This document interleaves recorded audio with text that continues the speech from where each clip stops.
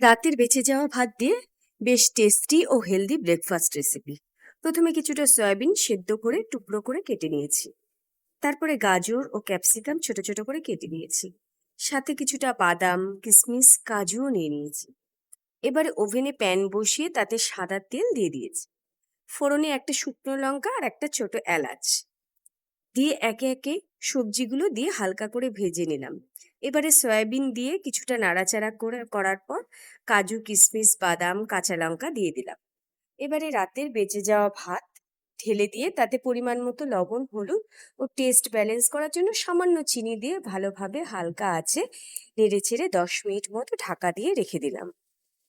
তারপরে ঢাকা খুলে একটু ঘি ও সামান্য গুঁড়ো গরম মশলা ছড়িয়ে নামিয়ে নিলাম। এটার আমি নাম দিয়েছি সয়া পোলাও।